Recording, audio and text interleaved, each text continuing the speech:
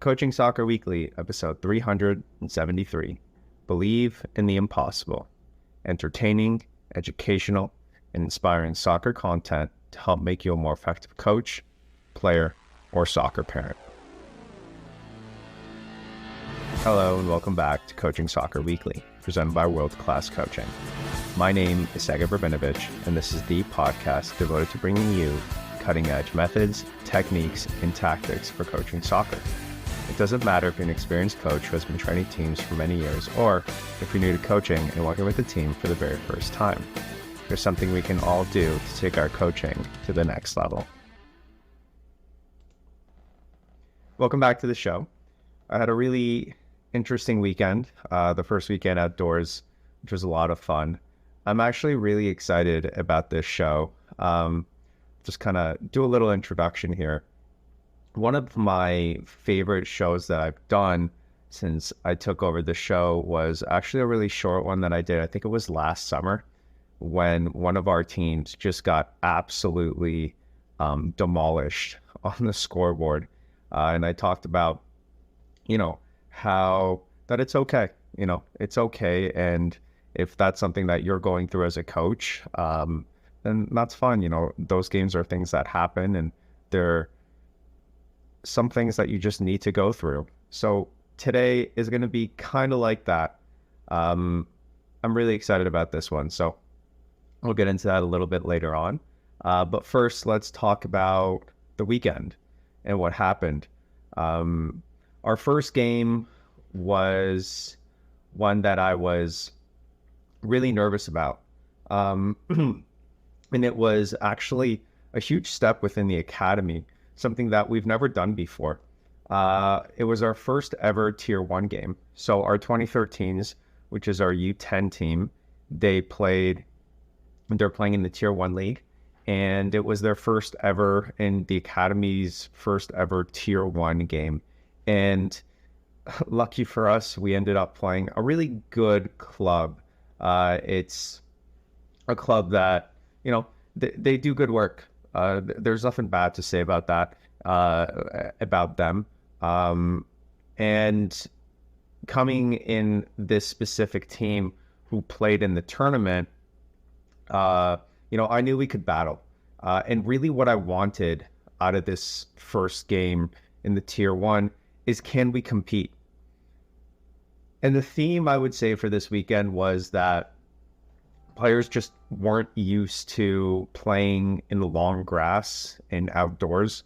We're so used to the quick ball movement. So there were a lot of mistakes from that point of view, passes not being too hard, and just not really used to the space yet. And I think for the first 10 minutes, every single one of our teams struggled. But by the second half and by the end of the game, I thought we played really well. And I thought we really proved that we could hang out with these guys, that we could just hang with, these Tier 1 teams. So I was very, very impressed with our team. We ended up losing 3-1, but the game was a lot closer. We also didn't have any subs. So, and I like that. I don't know why, but I don't like subs. And I know it's a weird thing to say, but I like when the players all play and they just play and I can work through the game with the players that I have on the field and shift them in different positions. So I really like that. Even 2 subs for me is just, I just don't like concentrating on the subs. So it was a really, really good experience. And I would say one of the things that really helped was the referee. Now, for most of the games and most of the referees that I've had, the referee would call everything, every little touch, every little tackle, every little thing. And this guy was the exact opposite. He let the game go. He let it get physical. He did call fouls and everything, but he really let the game play. And I went and talked to him after it, and I was really impressed with that. And at the end of the game, I told him, this is what we want. This is Tier 1. This is the difference. So, there were slide tackles, which are technically not allowed, but he just let the game go and let the kids play. And It was one of my favorite games for a while now. So very impressed with the way that we handled that tier one. They don't have a game for a while. I spaced it out. We're kind of doing, some of those players are going to be playing with tier two and all that. So they're going to be kind of together for just in general the 2013. So they have it's 2013 tier two game this weekend. But again, really great start to the season from that point of view. Then our U11s played, and our U11s really struggled at the beginning. We were playing a team that the club itself is not anywhere close to, let's say, the team that we played before. So I was pretty frustrated with our performance in that first half. Just kind of had a really good halftime talk with our players, letting them know that this is not what we expect, and just, things that we had to work on to get better. And we were down 2-0 at half, ended up scoring 4 goals in the second half and winning that game. And I thought, by the end, I thought it was good. Started to really play like a gladiator team, move the ball from side to side, 1v1 moves. So I was pretty happy with that. I would say our goalkeeper on the 2012 team, he absolutely crushed it. He really played like a last defender rather than a goalie, and I really appreciated that. So he had some really good tackles and some saves, and it was an incredible performance by him. After that, I moved over to our 2014s who had a festival, and that means that essentially they're playing 2 games in a row. Our first game, I thought we played well. It was a tier 2, but we put in our tier 1 team for that festival just to kind of get into the season. And we played well in that first game. Second game was a completely different story. Just couldn't play our game. Our goalkeeper struggled a lot, and we use our goalkeeper. So the very first pass of the game, he just didn't hit it hard enough, gave it to the other player, and they scored right away. So we made some mistakes, but again, I thought that was okay. Yesterday, we did the online with Vio, and it was really interesting to see the comparison between all the teams and just how the long grass really affected everyone. So what's really interesting is that when we practice in our outdoor field, it really depends on the school board and when they're cutting the grass. So we've had some sessions where the grass is beautiful and short, and then some sessions where the grass is long. So I'm going to start to use that to kind of teach the players a little bit more. So if the grass is long in a certain practice and we show up, then I'm going to make the rondos bigger so they have a further distance to make the passes, just so we get used to making those longer passes in the grass. Sometimes they'll have to, lift it up a bit so it doesn't, go through the long grass. So just things like that I want the players to experience more of. But overall, a really good start to the season. I'm excited to say that Vio has a really cool offer. You can get a free iPad now with the purchase of a Vio. And if that's something you're looking for, please look at the show notes and the description there. Vio's amazing. Monday nights, love it. I was very upset with the way the U11s played. The U11s played. And then watching it back, it wasn't so bad. We made some mistakes here and there, but I thought it was okay. Much better than I thought. So, Vio is the one thing that I always recommend to coaches. If you can't really find the problem of what's going on, the only way to find it is to watch it back. So thanks, Vio, for sponsoring the show. If you want a free iPad and you haven't gotten a Vio yet, now is the time to do it. And then you're also getting $200 off.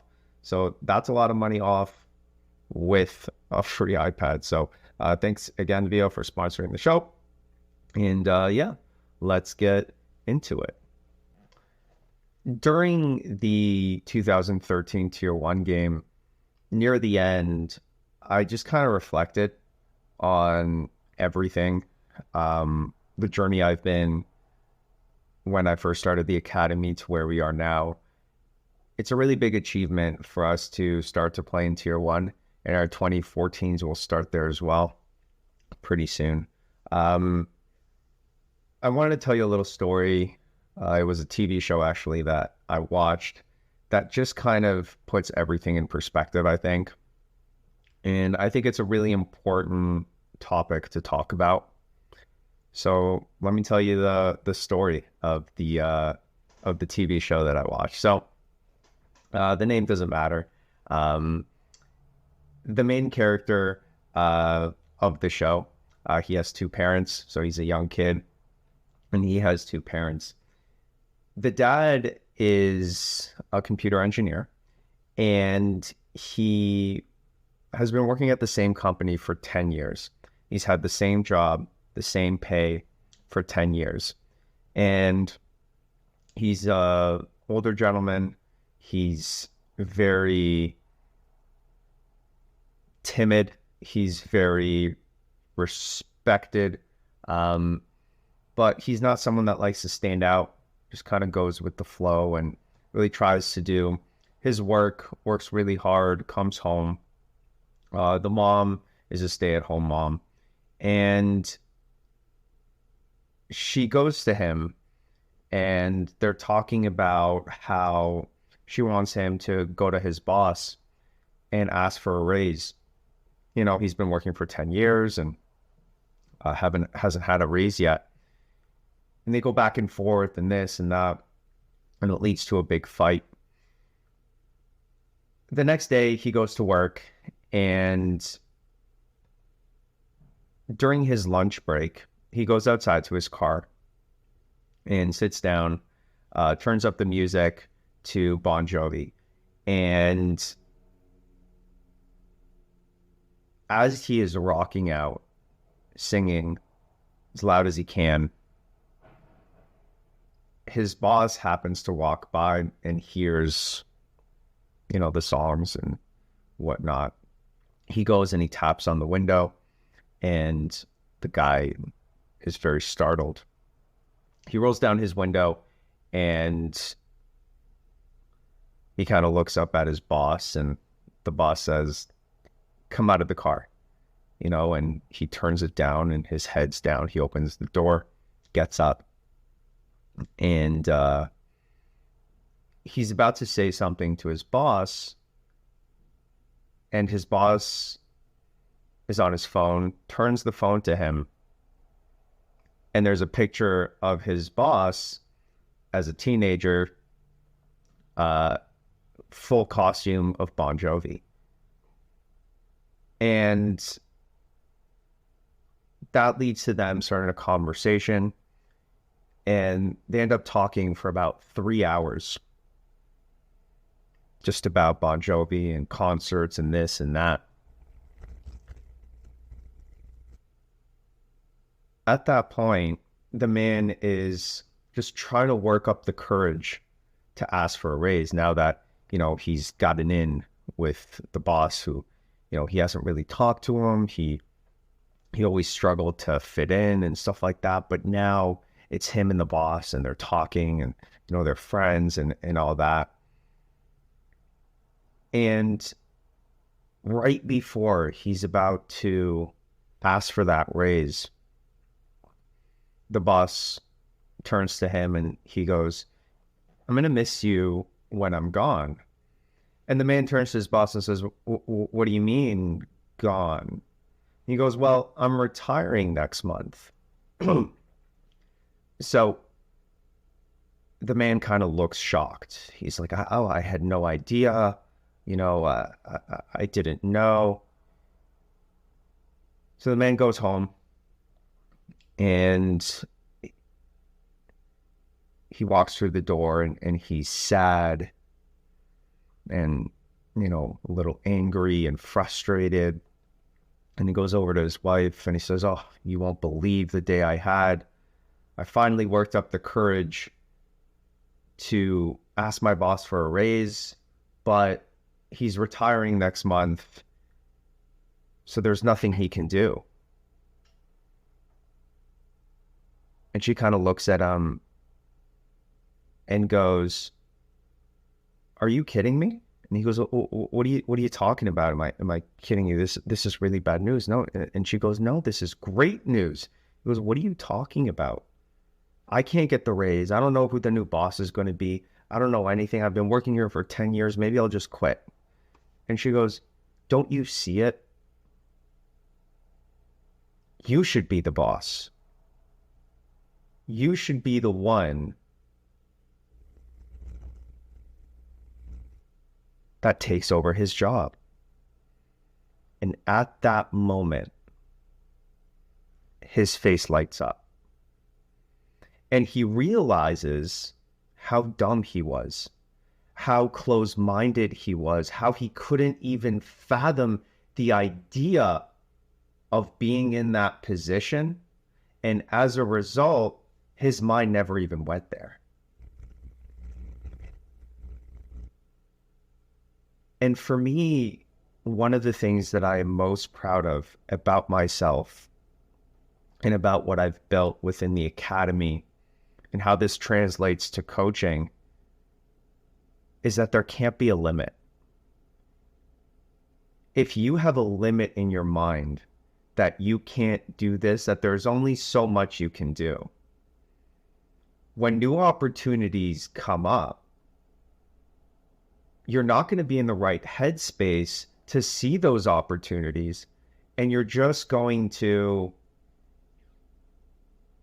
let them pass you by. And it's the same thing when we talk about, 5, 6, 7-year-olds. What I see with a lot of coaches, I remember this so clearly. We were playing a team. This was our first outdoor season. It was our 2012s when they were U9s. First game of the season. And I was one of the first ones on the field, and the coach, who was the coach for another team, he showed up and we started talking. And I remember he said to me, "What a waste of a season this is, that at 9v9 they have to play 5v5 where they should be playing 7v7. And what a closed-minded attitude. And it's the same thing when, I see 5-year-olds and 6-year-olds training, and all they're doing is running around with a ball just playing. All these things are keeping everything so close-minded that we're missing the possibility of allowing our kids to flourish at such a young age. Having a 5-year-old do a Maradona, a scissors, a step over, that's very possible. And we've done that within our academy simply because we are not closed-minded. We see everything as a possibility.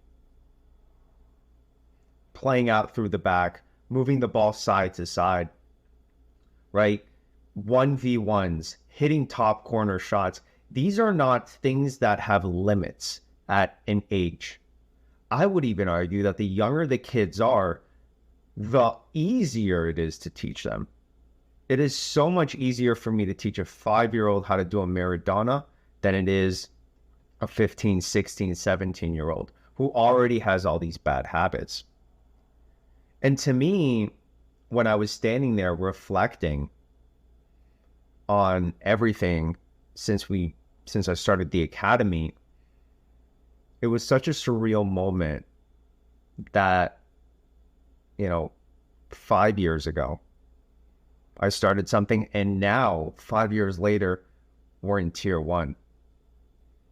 And I thought to myself, what if I didn't have that mentality of anything is possible? Of not seeing the opportunity and not taking the opportunity. And I think that's a really important lesson.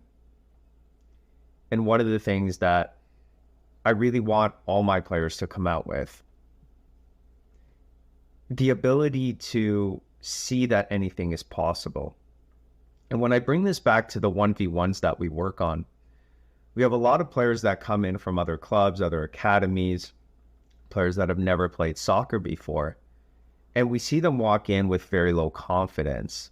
And within 2, 3, 4, 5 months, those players, their confidence starts to rise because of the 1v1s, because they're there battling every single day and just working on their moves. And they start to beat a player once, and then they do it one every 5 times.